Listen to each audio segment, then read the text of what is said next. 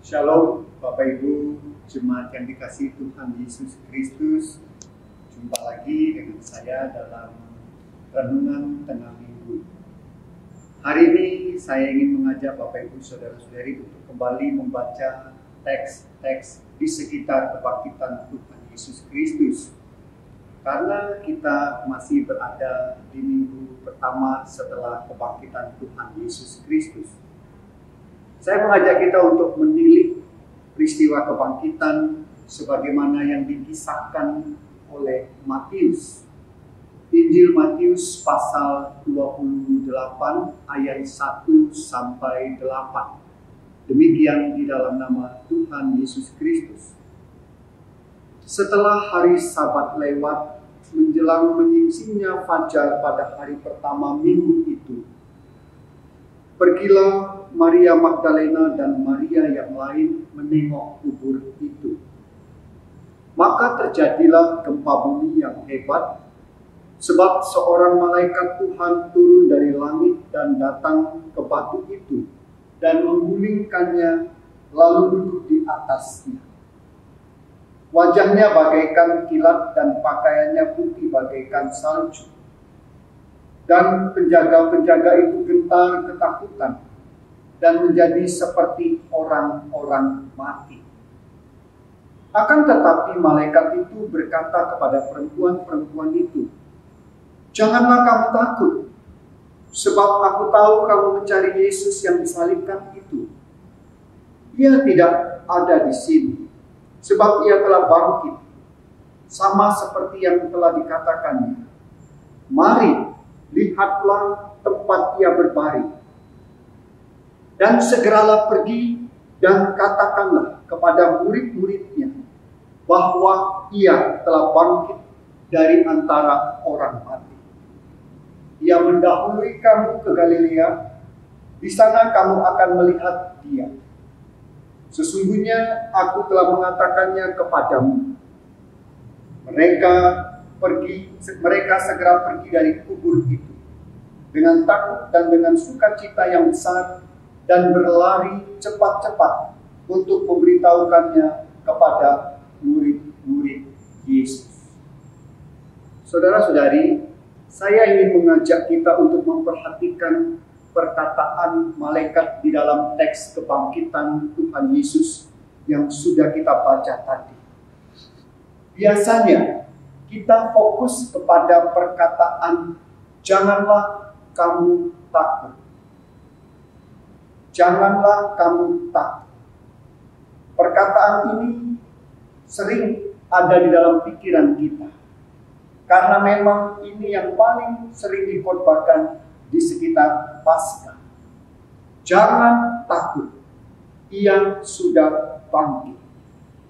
Tetapi kali ini, saudara-saudara dikasih oleh Tuhan, saya mengajak kita untuk melihat, untuk memperhatikan perkataan lain dari malaikat, yaitu segeralah pergi dan katakanlah.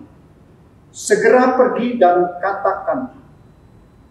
Apa yang terkandung dalam perintah segera pergi dan katakanlah? Ada dua hal, saudara-saudara. Yang pertama, malaikat ingin menyatakan kepada Maria Magdalena dan Maria yang lain bahwa masa berkabung sudah berlalu. Malaikat ingin agar mereka tidak terbelenggu, agar mereka tidak berhenti pada duka. Sudah saatnya mereka untuk bergerak, untuk move on, bangun dari keterpurukan, supaya mereka segera mengambil langkah. Duka, derita, kekosongan, kesedihan, itu adalah manusiawi dalam hidup. Yang namanya hidup selalu ada masa-masa yang penuh penderitaan, kesedihan, masa di mana kita berhenti dan menangis. Tetapi jangan terlalu lama. Jangan berhenti hanya untuk meratap. Karena dalam hidup ini jauh lebih penting untuk kita bangun dan bergerak. Tuhan selalu memberi harapan.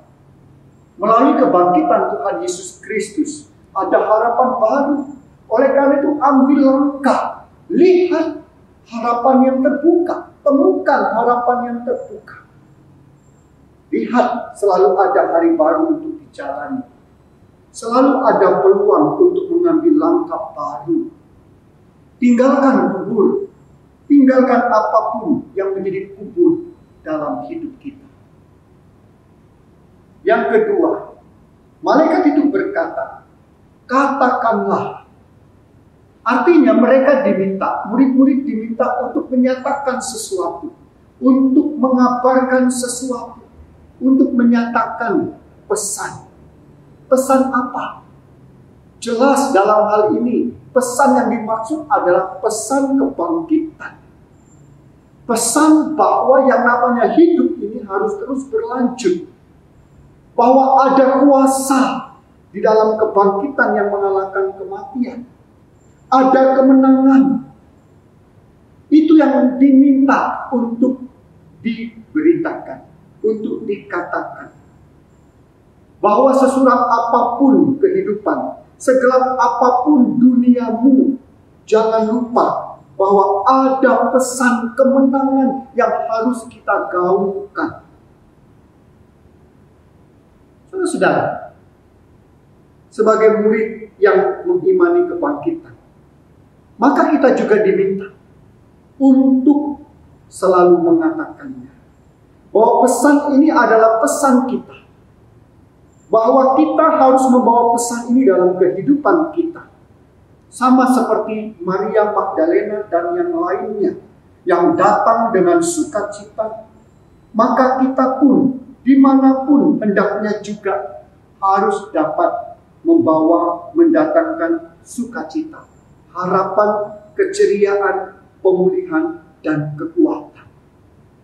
Tuhan ingin agar dimanapun kita hadir, dimanapun kita ada, selalu membawa sukacita. Jadi Bapak Ibu Saudara-saudari dikasih oleh Tuhan, dua hal ini, pergi dan katakanlah. Maka pergi dan katakanlah ini juga menjadi pengutusan kita. Kita yang sudah mengalami kebangkitan Tuhan Yesus Kristus, bahwa kita harus terus move on.